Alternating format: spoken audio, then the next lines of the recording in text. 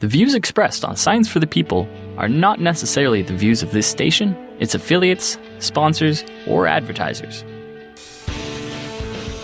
Not the least of which being the stripping plankton from the water, sucking the life out of the water is a simpler way to put it. But they also, from an industrial perspective, they clog water intakes, which can create huge problems for cities who rely on the Great Lakes for drinking water. And, there are millions of people who rely on the Great Lakes for drinking water.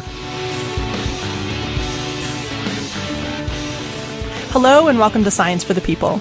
I'm Rochelle Saunders. With me is Dan Egan, an award-winning writer and reporter at the Milwaukee Journal Sentinel and a senior water policy fellow at the University of Wisconsin-Milwaukee School of Freshwater Sciences. He is a graduate of the Columbia Journalism School and lives in Milwaukee. He's also the author of the book, The Death and Life of the Great Lakes, which he is here today to talk to us about.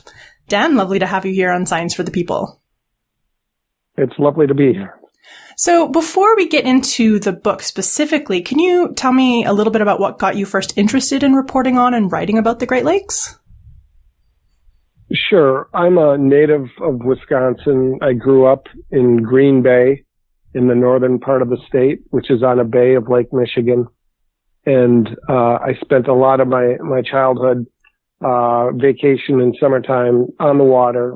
I had two sets of grandparents who had summer homes on the Door Peninsula with just like a thumb out into the cold blue waters of northern Michigan, northern Lake Michigan. And so I took many fond memories of those waters and that place with me when I graduated from college and moved out west and started working at newspapers. And I didn't have any kind of grand plan to become an environment writer. I started out basically covering county government at a small paper in Ketchum, Idaho, home to the Sun Valley ski resort. But a lot of the issues out there were environment related because it was in the middle of a bunch of federal land. And this was in the early 90s, and there were a lot of high profile environmental issues popping at that time. Things like the endangered Chinook and sockeye, Snake River salmon, grizzly bear restoration, wolf restoration. And so I was kind of drawn into those things just by the demands of the job. And from there, I moved to a newspaper over near Yellowstone National Park. And there's obviously lots of natural resource issues in that area. And then I went down to Salt Lake City, somewhat itinerant as young newspaper reporters are. And I worked there covering higher education, and I did some environment reporting, but not a lot. And then after about a decade being out west, I took a job in my home state at the Milwaukee Journal Sentinel, and I had no job description really when I took the job other than it was called, this is 2002, Super General Assignment Reporter, which meant you get to do longer feature stories on pretty much anything that you want. It was a very nice job assignment. But after spending the better part of, or more than a decade, I guess, out in the desert or the high desert, you come back and you look at the Great Lakes with a whole, fresh set of eyes and a new sense of appreciation. So I just found myself drawn to Great Lakes issues and just started writing feature stories. And within a year or so, the managing editor at the paper suggested that I just turn it into a beat and become the Great Lakes reporter, which at the time, and as far as I know now, is I think the only Great Lakes newspaper beat in existence. So that's what got me started. And, all along I was never really intending to write a book, but eventually I had enough material where it became apparent, if not inevitable. It's interesting how a journey to talk about something and spend so much time thinking about something like the Great Lakes can just be a series of sort of small things that happen and interests that lead to something like that. That's cool. Yeah. I have a degree in history. I do have a science and I guess what is it called? It's environment and medical reporting concentration from Columbia, but that was a year-long program. It didn't really steep me in the hard sciences. So I came at this from really a lay perspective, which as a journalist isn't a bad thing. It can be a horrible thing if you don't realize what you don't know. And that wasn't the case with me. And I learned early on that I needed to work closely with the scientists and the researchers who really did, not only understand the material or the subject matter, but were pioneering, the research of it. I needed them. I needed them way more than they needed me, and they were gracious enough to work with me so I could write some more in-depth stories that were still, I hope, at the time, accessible to a lay audience. So you open up the book talking about the Mediterranean and Black Seas. Can you talk a little bit about the history of those seas and why you wanted to draw some parallels between them and the Great Lakes to open your book? Yeah, sure. I mean, it wasn't like I had this great fascination, experience, understanding of the natural history of either the Mediterranean or the Black Seas. But one of the things that I always kept hearing when people talked about the opening of the St. Lawrence Seaway, which is a man-made connection between the Great Lakes and the Atlantic seaboard, was that it was going to create an American Mediterranean. And if you look at a map, it does make a lot of sense. You see these big blue blobs in the center of North America, and you see this thin tendril of blue stretching out to the Atlantic Ocean. And on a map, it looks navigable. And that's because that map is two-dimensional. The reality on the ground or in the water is that there's a lot of obstacles between getting a boat from the Gulf of St. Lawrence up to, say, Duluth on the far western end of Lake Superior, the most significant of which are Niagara Falls, but also the St. Lawrence River, which below Lake Ontario was an impassable torrent through its natural state until humans started chipping away at canals and locks and channels to bypass some of the more significant rapids on that stretch of river. So I started with this idea that we were trying to build an American Mediterranean, and I just started reading about the history of the Mediterranean and how it too was, once isolated from the Atlantic Ocean. And it took time. It took, lots and lots of time, but eventually, it's the Straits of Gibraltar. There was a breach, and the Atlantic came tumbling in and filled this arid basin that actually once had been an inlet of the Atlantic Ocean, but it was sealed off long, long ago, and sealed off for millions of years, I believe. And it was millions of years ago when the Atlantic came tumbling back in, and that really kind of grabbed my imagination, because I thought, what would civilization look like if we didn't have the Mediterranean? That's just kind of the cradle of civilization. And then the Black Sea, has a very similar story. And in this case, it was the Mediterranean that came tumbling over, and that was after sea levels really rose after the last ice age. So we're not talking millions of years, we're talking thousands of years. It's relatively recent. But these were both, kind of natural phenomena that drove the opening of these, very critical navigational areas that linked them not only to cities and cultures within their own basins, but to the globe overall. And so, thinking about time scale and how, one was happening at, millions of years, and one was happening on a scale of thousands of years. And then what happened with the Great Lakes, we're talking decades. And it wasn't nature taking its own course. It was humans grabbing nature and steering it in the direction they wanted to. So I just kind of noodled around with that in my head a little bit and tried that out as an opening. And often when you're writing something, that's substantially long, you'll try many different ways to open. And that was really the only one I tried because it worked for me. It was the idea of, we had these kind of, in today's world, the Mediterranean filling in would be considered a natural disaster. Same thing with the Black Sea, and we didn't wait for a natural disaster. We kind of just created one. So that leads really well into how the Great Lakes do connect to the Atlantic Ocean. So there's always been a pathway from the Great Lakes to the Atlantic, but people, being people, we have now made a connection go the other way and allowed things to get from the Atlantic to the Great Lakes. And that was all a man-made effort. So can you talk a little bit about why we did that, what the goal for that was, and also what some of the side effects have been for allowing passage of ships from the Atlantic into the Great Lakes? Sure. Yeah. It makes a lot of sense when you think about it. Just the natural resources in the middle of the continent, and then soon the people flooding into the middle of the continent. It only made sense that we wanted to have some type of physical communication between the central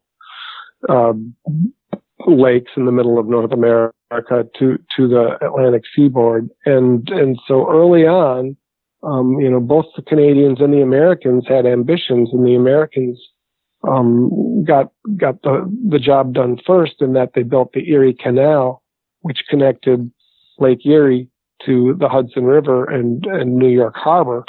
But that was a pretty small scale. I mean, it was incredibly important, but it was a pretty small scale operation. I don't remember the dimensions, but you were basically floating big barges from the East Coast into the hinterlands and vice versa. But not long after that, I think the Erie Canal opened in 1825. By 1829, I think, is when the first Welland Canal opened, and that was on the Canadian side of the St. Lawrence River and the lakes.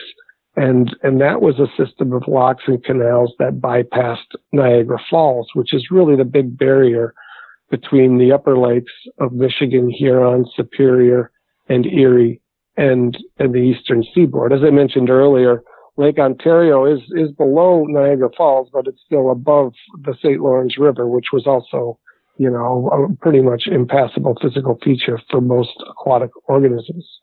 So the Canadians were working kind of piecemeal, taming the St. Lawrence River, and then they built the Welland Canal, and that allowed much bigger boats to move between Lake Ontario and the upper lakes. And it wasn't long before they had punched enough channels and canals and built enough locks to get some of those boats down to Montreal and out to the Gulf of St. Lawrence, and from there anywhere.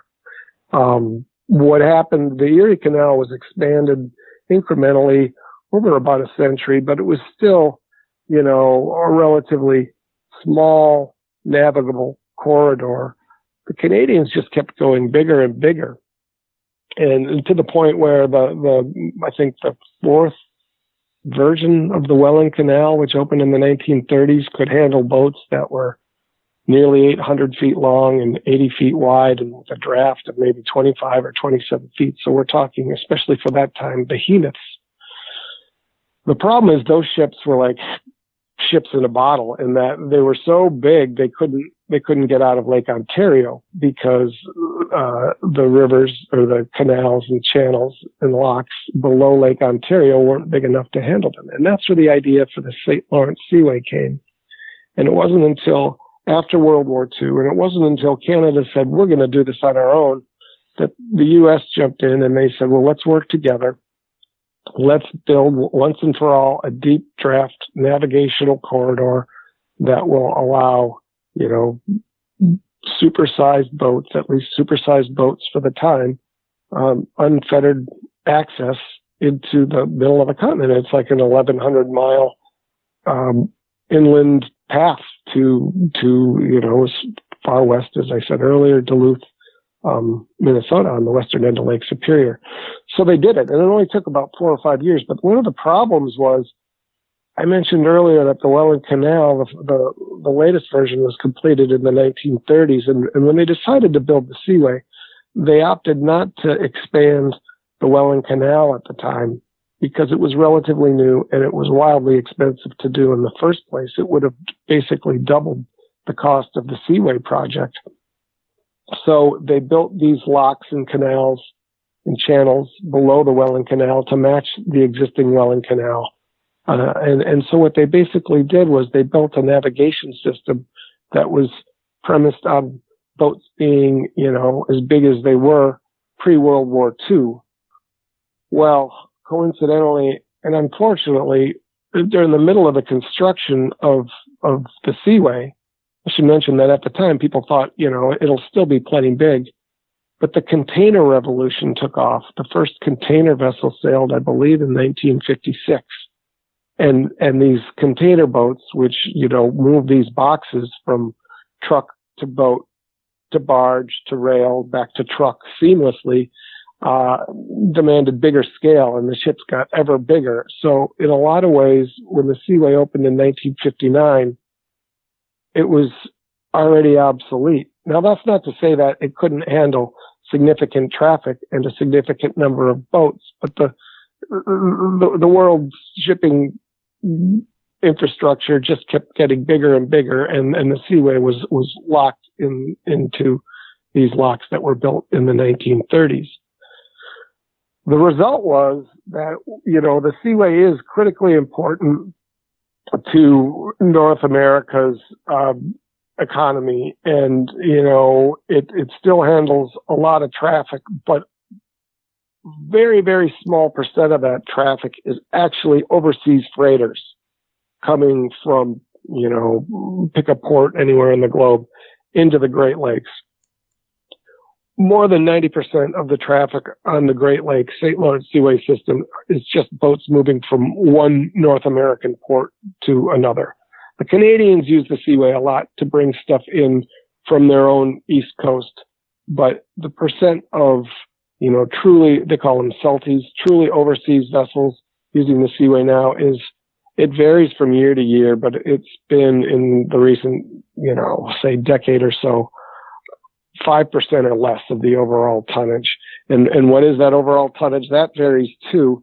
I mean, some years it's as low as 5 million. I don't know what it's been for the past couple of years, but I do know that in 2007, a couple of logistics experts looked at the volume that was moving, the volume of overseas traffic moving on the seaway, and looked at what kind of cost savings that was bringing. And at that point in that year, there was 12 million tons of cargo. And like I mentioned earlier, these ships aren't the supersized container freighters. So we're not talking seaway traffic handling things like Sonys and Toyotas. It's mostly foreign steel coming in and grain going out.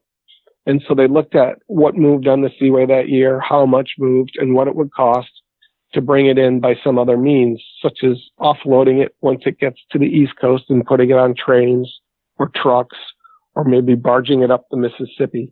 And they looked at all the different scenarios, and the figure they came up with was about $55 million. And that was a peer-reviewed study. It was done in a very public way at the Chicago Shed Aquarium, and I attended it, and I remember the people who evaluated it saying, if anything, you've overestimated the savings associated with this overseas traffic. Now, this is an important number because while the big boats that everybody hoped for, the real big boats that everybody hoped for, and the exotic foreign finished goods that everybody hoped for, well, those didn't arrive. The boats that did arrive brought a type of cargo that isn't listed on their manifests, and that is invasive species that dwell in overseas, the ballast tanks of overseas freighters. So a boat will pick up water in, say Antwerp or something to keep its steady as it sails across the ocean. Rarely is a boat perfectly balanced, if ever, just by the cargo it's holding. It needs to be balanced, and it needs to be riding at an appropriate depth in the water. But the problem with this ballast is that it isn't dead weight. It's anything but. It can contain any organism that's lurking in the waters in which it's sucked up. And we're talking millions of gallons, potentially, depending on how much cargo a ship's bringing in. And then that water gets discharged, and that's how we've gotten dozens upon dozens of invasive species in the Great Lakes that have completely rewired the natural ecology of the world's largest freshwater ecosystem. We'll be back with more Science for the People right after this. Science for the People is a weekly radio show and podcast that explores everyday life from a scientific perspective. We are a member of the Skepchick Network, collection of blogs, podcasts, and video content focusing on science and critical thinking. To find out where Science for the People airs near you, or to listen to past episodes, check out our website at scienceforthepeople.ca. You'll also find links to support us at Patreon, to connect with us on Facebook and Twitter, and to subscribe to the podcast in iTunes. And now, back to the show.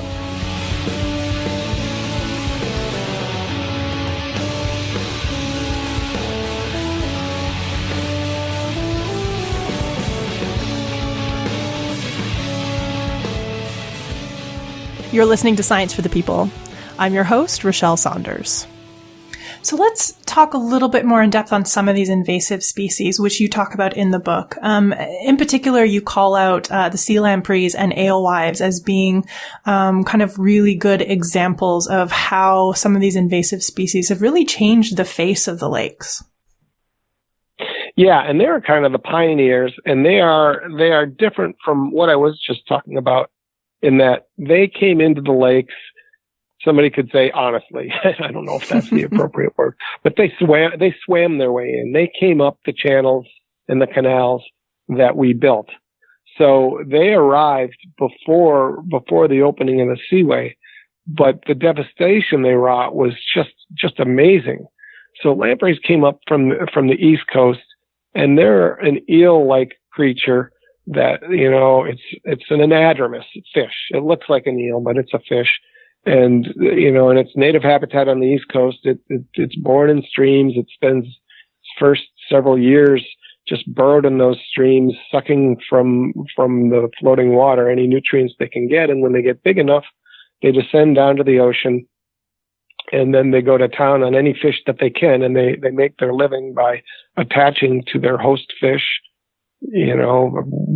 whatever it is. They're significantly sized. And they suck the life out of them, the blood and the juices, and to the point where often the host dies, and then the lamprey finds another fish to latch onto. And then, after a period of, I'm not sure how long they spend in open water in the ocean, but in the lakes, it's 18 months or so.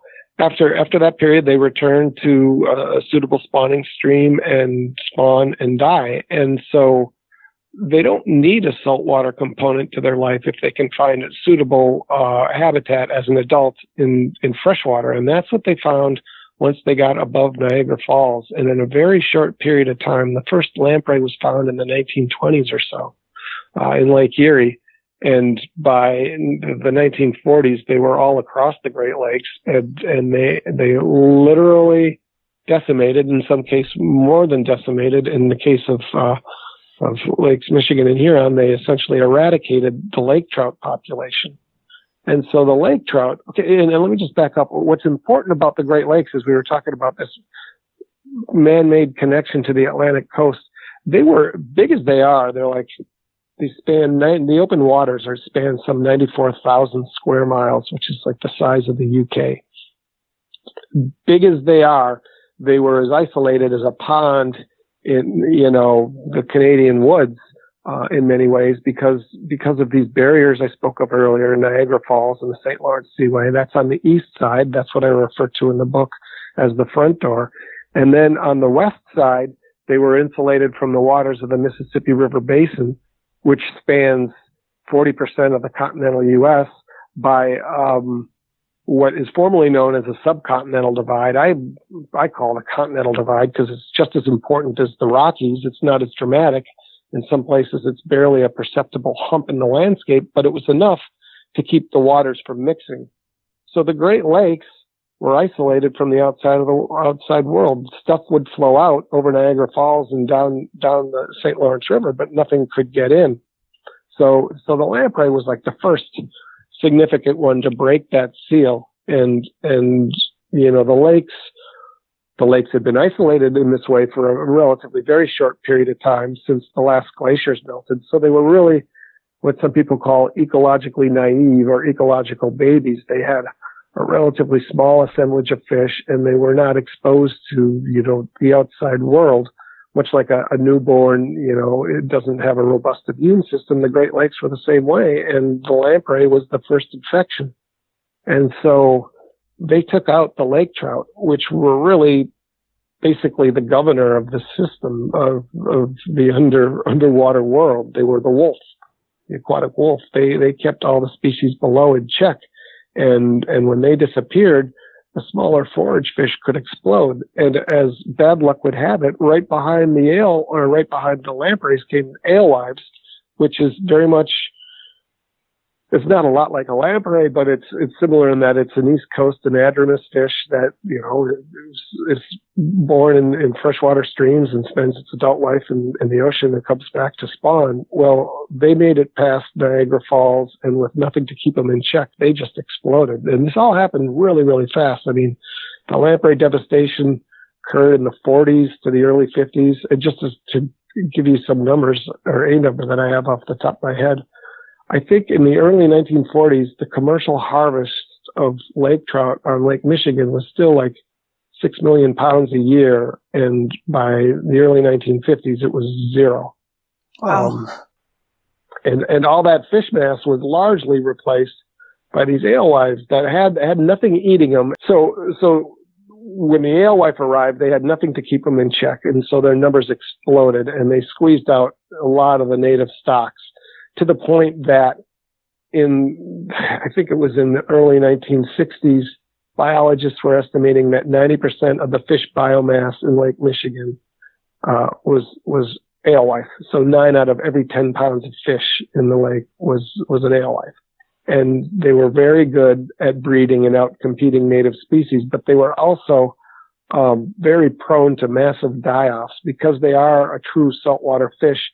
They were under constant stress to keep a proper salinity balance, and what really made them vulnerable to die-offs were big temperature changes when the cold water from the bottom of the lake turns over seasonally.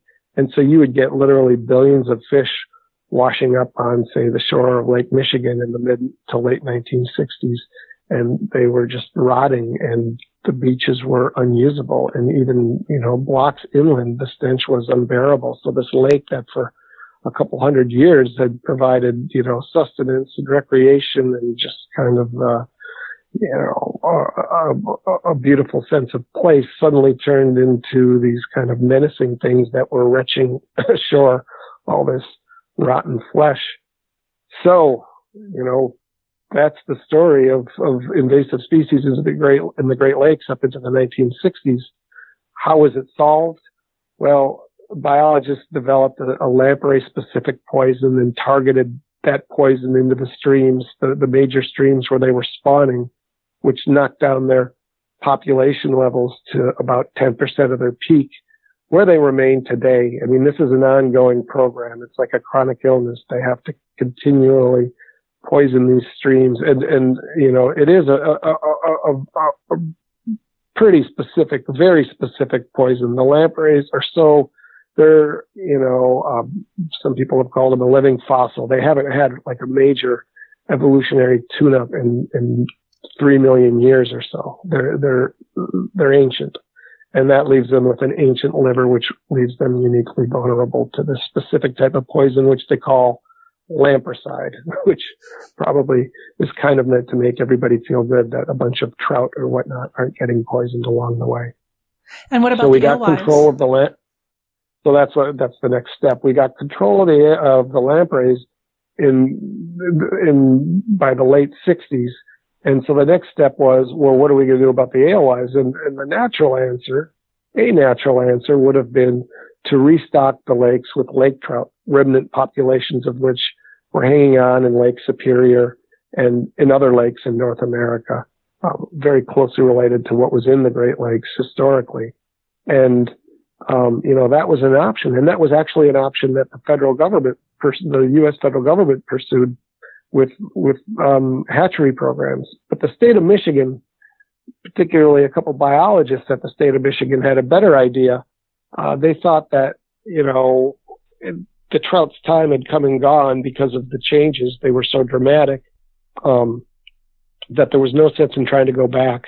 And so they brought in Pacific salmon. They literally flew in, these coho eggs and raised them in hatcheries and planted them in the lake in, I think it was 1966 was the first year they did it. Maybe it was 65, but middle 60s.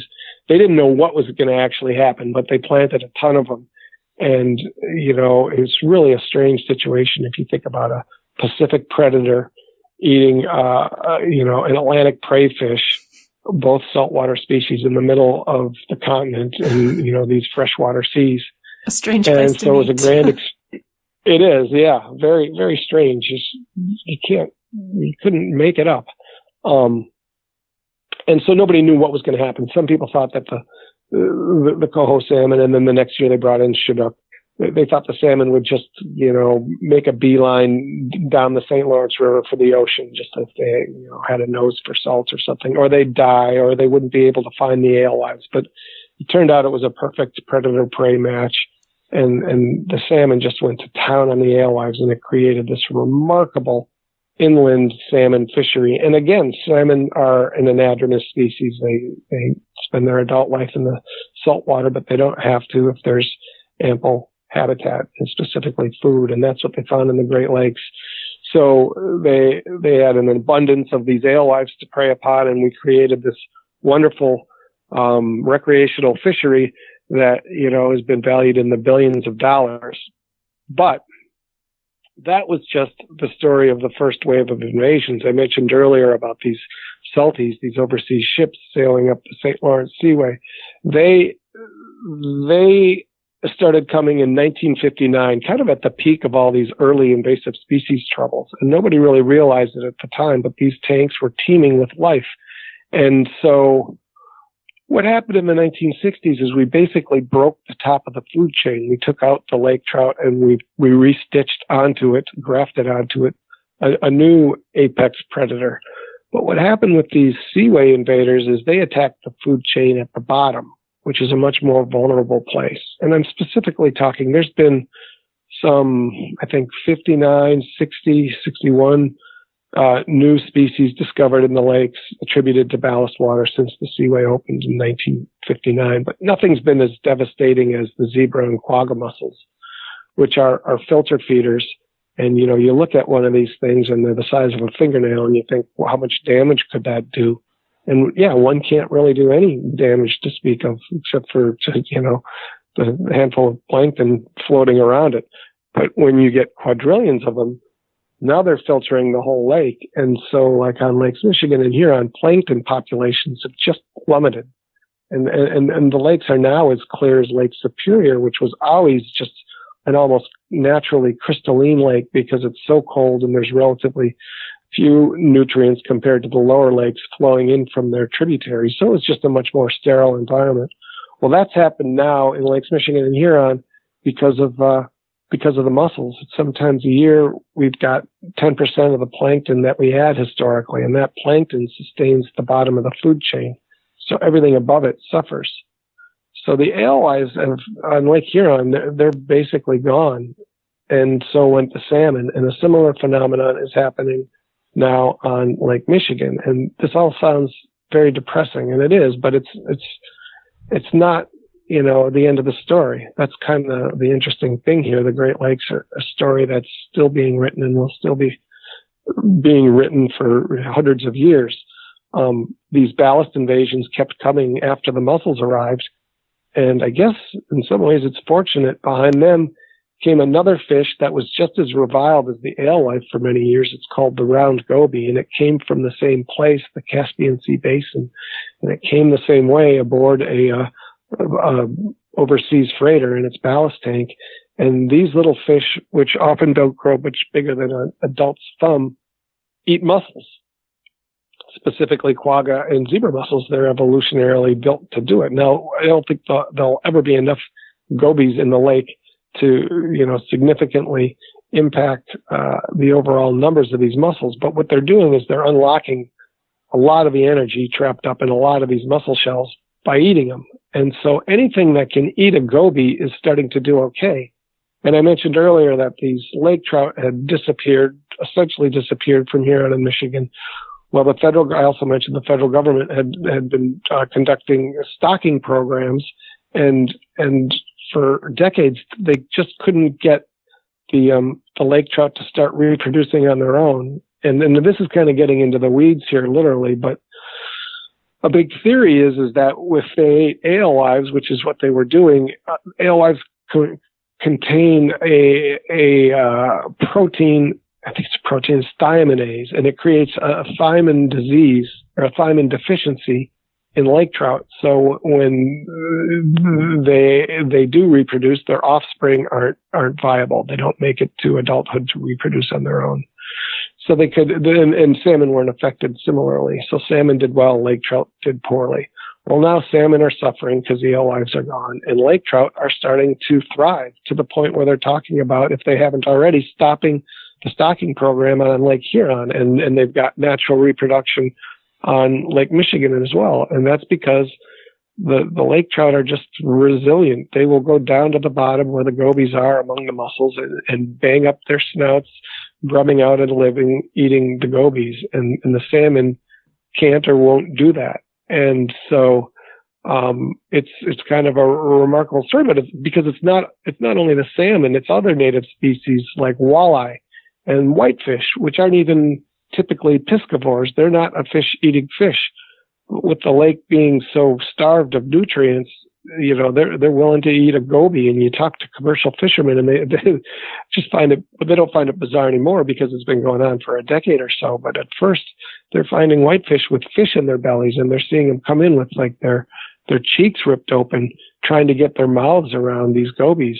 But now whitefish numbers are doing really well, and walleye numbers have just exploded. So the top of the food chain is kind of stitching itself back together. The bottom of the food chain may look more like the Caspian Sea basin than the Great Lakes in their previous natural state. But it's creating a situation where we may soon and not too far off, maybe someday soon, have a much more self-sustaining ecosystem than the salmon alewife dominated system that we've had that has long required stocking by the millions just to maintain, the sport fishery that drives so much of the recreation on the Great Lakes.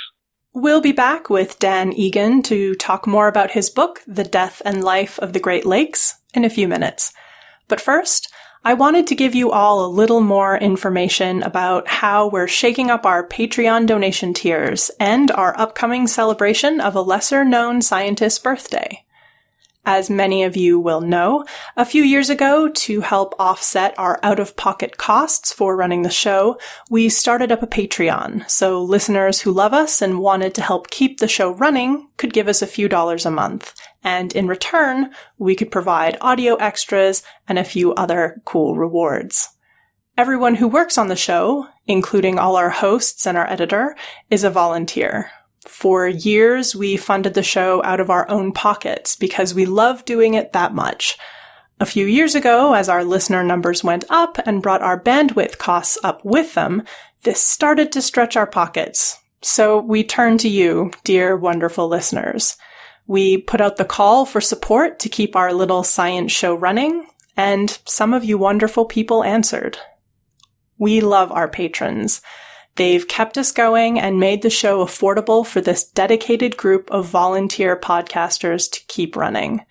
So, in thanks to our existing patrons, and in hopes of maybe encouraging more of our listeners to add us to their patron donation list, we've changed up our Patreon reward tiers.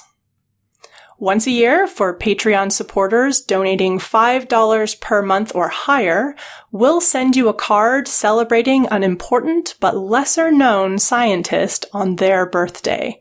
This lovely birthday card will include custom-commissioned artwork of the scientist and a delightful poem about the scientist's life and achievements. Every year, we'll pick a different scientist whose birthday we're celebrating.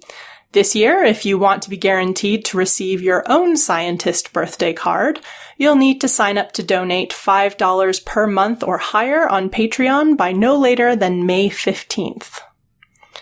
$10 per month Patreons will also get a science birthday magnet in addition to the birthday card, so they can be reminded of a brilliant scientist every time they open their fridge. $25 per month Patreons will also get a sweet, stylish Science for the People logo tote bag to carry their science birthday magnet and card around in to show off to all of their friends.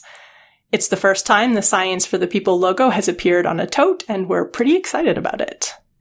And for those heroic listeners who want to expand their science coffee mug collection, we'll also be sending $50 per month Patreons a coffee mug with the science birthday artwork, in addition to the magnet, the birthday card, and the tote. Take it to work, and anytime someone asks who's on your mug, you can edutain your coworkers by reading them a poem about a scientist we guarantee they've never heard of. So who are we featuring this year? We'll be releasing teasers of the art over the next few weeks, but to see the final art and read the poem celebrating their contribution to science, you'll need to become a Patreon. We'll be dropping a special bonus episode in the feed about this year's scientist on May 31st, so stay tuned. If you want to be guaranteed to receive this year's Science Birthday merch, make sure you sign up to support us on Patreon for $5 per month or more by no later than May 15th of 2018. This is the cutoff for our first mailing. Anyone who signs up to support us on Patreon for $5 per month or more between May 16th and May 31st might receive Science Birthday merch in the second mailing, but only while supplies last. No guarantees on what will be available after May 15th, so if it will break your heart to be empty-handed, make sure you sign up early. If you're already supporting us on Patreon at $5 per month or more, you're already on the list to get your Science Birthday merch for this year. The only thing we need from you is where to send your stuff. So email us with your Patreon username and your mailing address at sciencebirthday@scienceforthepeople.ca, or send us a message with the same information via Patreon by no later than May 15th. We're only doing one print run of each birthday card and 2 mailings, so if you want to celebrate a science birthday with us this year, and who wouldn't, make sure to sign up by May 15th. And of course, all our Patreons who donate any amount will continue to get our Patreon-only feed of audio extras. These are bits we had to cut out for time, or casual conversation our hosts had with some of our guests after the interview finished. Some of them are short, but some are nearly episode long all on their own. Our guests are that great. In return, you'll be supporting what we do, helping us keep the show running and allowing us to upgrade our aging equipment so our voices will sound even better in your ears. And if we make enough, we'd really love to start doing live shows in cities near you. Our hosts, Bethany, Anika, Jesse, and Marion, are spread out across the time zones of North America. And there's me over here in the UK. Maybe one of us is close to your city. Maybe you'd like to come and see a live episode. We'd love to meet you. And spread the word. Retweet us, tell your friends, try and guess who will be celebrating this year. We'd love for our listeners to support us in any way they can, and your retweets, likes, ratings, and reviews help us put our show in more ears. Now, back to my interview with Dan Egan and our conversation about his book, The Death and Life of the Great Lakes. With the zebra and quagga mussels as well, they are hugely problematic when it comes to infrastructure, and those two have sort of used the Great Lakes, or just by virtue of what has been happening on the Great Lakes, those mussels are getting into other lakes and other water basins and causing a lot of problems in North America. Absolutely, yeah. I mean, they cause problems in a number of ways, not the least of which being the stripping plankton from the water, sucking the life out of the water is a simpler way to put it. But they also, from an industrial perspective, they clog water intakes, which can create huge problems for cities who rely on the Great Lakes for drinking water. And, you know, there are millions of people who rely on the Great Lakes for drinking water, as well as power plants relying on, you know, water intakes to cool their works. So it's kind of it's like a plaque in an artery, and it's a non-stop kind of, maintenance program where they're using all sorts of technology to keep these pipes clean, but it's chronic. You stop it and the pipes plug up. A little more concerning and worrisome is, what's happening, say, on Lake Erie, where we used to have these horrible algae blooms in the 1960s, largely because of pollutants, most significantly phosphorus going into the lake and just creating these just vast algae blooms that would eventually die and decompose. And when they decomposed, they'd burn up so much oxygen that fish couldn't live in it. And that's when they were calling Lake Erie America's Dead Sea. Well, we got a handle on the phosphorus problem back then, and we also severely limited, what industries were allowed to dump in the lake through the Clean Water Act, and the recovery was remarkable. Well, now the algae problem is back, and it's a combination of three things, and a critical one is the mussels. So we're getting the same amount of phosphorus going into the lake as we have since the lake is recovered, but it's coming in a highly potent form, dissolved reactive phosphorus that washes off farm fields, typically in the spring when it's applied when the fields are frozen enough for the big machinery to roll. But it's not growing season yet. And the weather patterns have been such that we're now getting big spring rains, and it pushes this pulse of phosphorus into the lake at a very unfortunate time, because it goes in, and not long after that, things start to warm up and we get these algae blooms. Well, I mentioned earlier that the mussels are like these super filter feeders. They'll eat almost anything floating in the water. They're brainless, but they're smart enough not to eat this toxic form of blue-green algae called microcystis. And you can see it in videos. I think they're on YouTube, of just like a mussel siphoning everything out of the water, but every once in a while it spits back a fleck.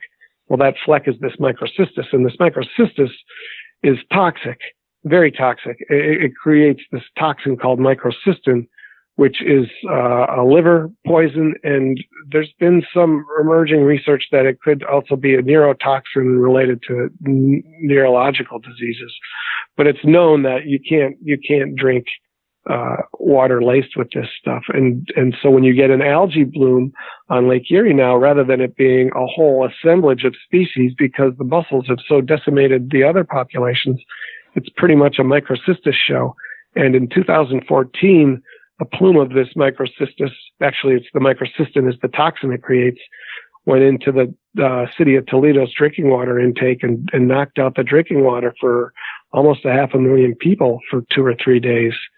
You couldn't boil order your way out of it, because that would only concentrate the toxin. So it's a real problem. And it really kind of brings home the idea that, invasive species are a form of pollution, biological pollution that can be every bit as problematic as anything that comes out of a smokestack or a pipe. I think one of the biggest takeaways I had from reading your book and from all the different issues that have happened around the Great Lakes over the last century is the politics around the Great Lakes are so complicated between all of the states that border it in the U.S., between all of the provinces that border it in Canada. There's a lot of different stakeholders and a lot of different people with different competing interests that kind of surround and have an impact on what happens to the lakes. And I'm sure the politics and trying to coordinate strategies to protect the lakes, to deal with that kind of infrastructure cross-country, cross-state lines, that must be so complicated and so difficult. It is. And, it creates the tragedy of the commons that we have here. But we have had examples of, these multiple, sometimes competing jurisdictions coming together. And that's happened with the Great Lakes Water Quality Agreement back in the early 1970s, that really reduced the amount of phosphorus going into Lake Erie and then the other Great Lakes and then waters all over the continent. But that was forged between the U.S. and Canada when we recognized that we shared these lakes and we had a shared responsibility to cure their ills. It happened similarly with this salmon stocking program that I was talking about, where, every state would want to dump as many fish into the lake as possible, because that's more fish to catch, that's more fishing licenses, that's more tourism. But they realized that they needed to work, together. They couldn't have each state going on its own. And so they created these commissions that, while not binding, they, would come up with a annual stocking plan, and it worked remarkably well. And it also manifested itself in the Great Lakes Compact, which was ratified by the 8 Great Lakes states, and a similar one was put together by the 2 Canadian provinces of Ontario and Quebec, where large-scale diversions of water out of the lakes would be prohibited, unless any kind of diversion would be prohibited. By diversion, I mean taking water outside of the basin. And, I was speaking earlier about this subcontinental divide over where I am in Wisconsin.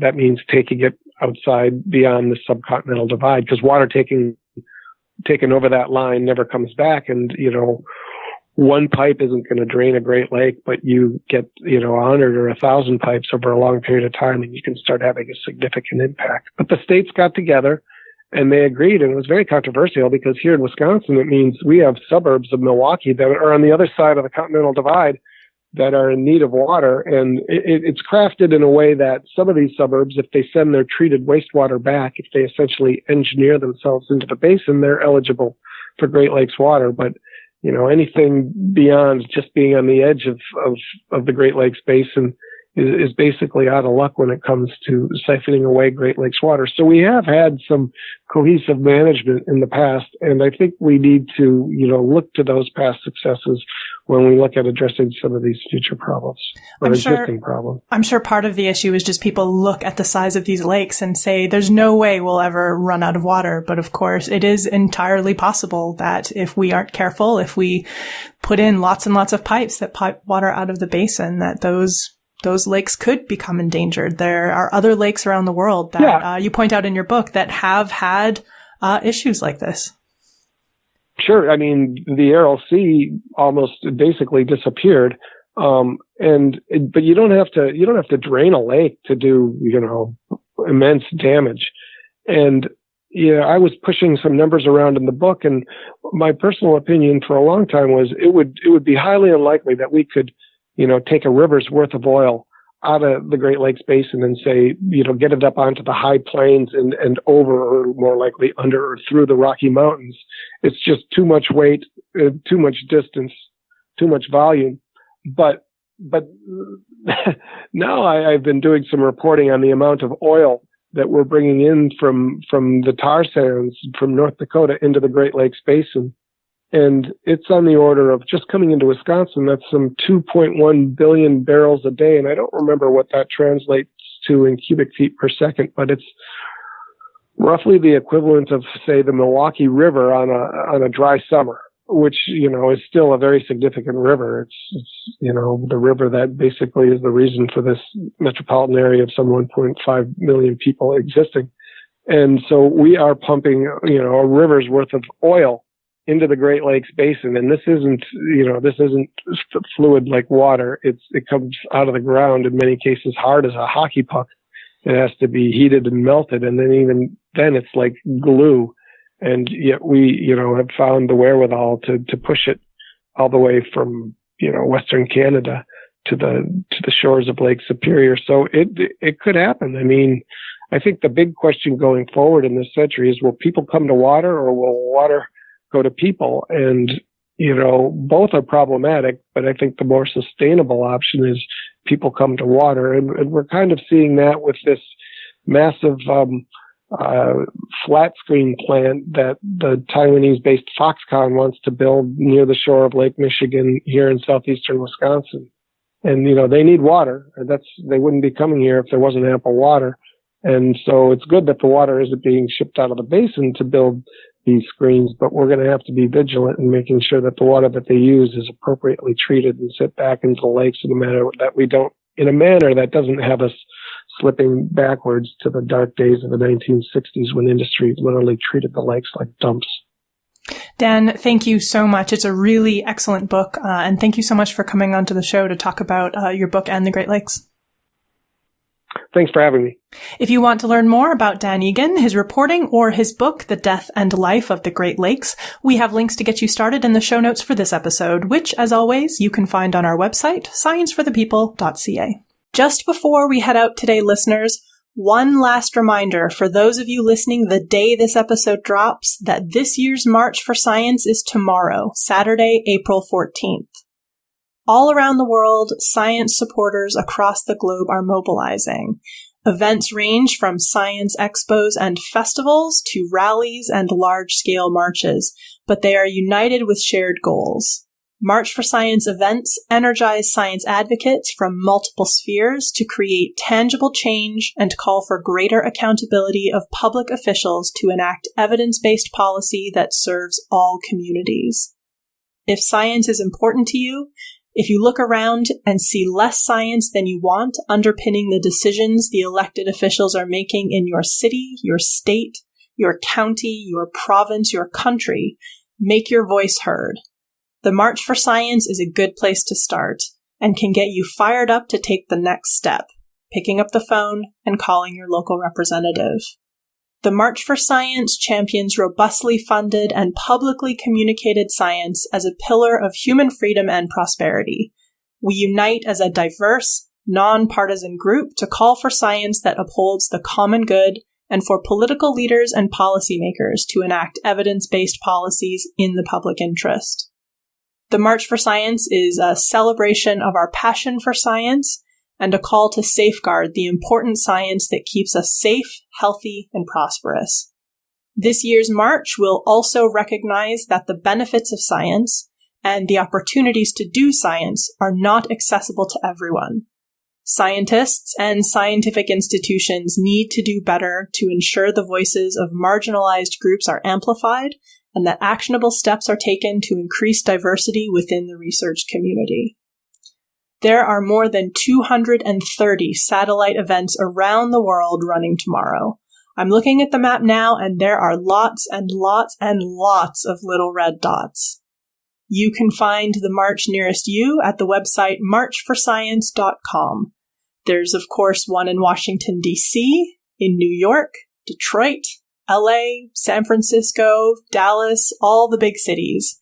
But there are events in a lot of smaller cities as well. And Canadians don't sit on the sidelines. There are marches in Toronto, Ottawa, Montreal, Halifax, St. John's, Winnipeg, Regina, Saskatoon, Lethbridge, and Vancouver. These cross-Canada events are being supported by Evidence for Democracy, an organization close to our hearts and whom you've heard from on the show many times in the past. For myself, I'll be in London, England for the march, so if you see someone there wearing a Science for the People t-shirt, do come up and say hello. It's probably me. Thanks for listening, and we'll see you next week on Science for the People. Science for the People is produced by Rochelle Saunders and edited by Ryan Bromsgrove. Helen Quivalon is our publishing liaison. We get research help from Josh Witten and consulting support from Desiree Schell. Our frequently seen guest hosts are Marion Kilgour, Anika Hazra, and Jessica Yaros. Our theme song is called Binary Consequence, and it was written and recorded by Fractal Pattern. Science for the People is entirely listener-supported. You can find us on Patreon, where you can support us with monthly donations in any amount, or you can send us a one-time donation in any amount via the donate page of our website.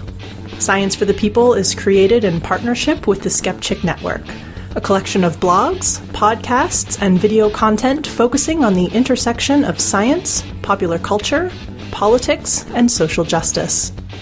You can find out more about Skepchick at skepchick.org. The show is hosted by science news writer Bethany Brookshire and me, Rochelle Saunders.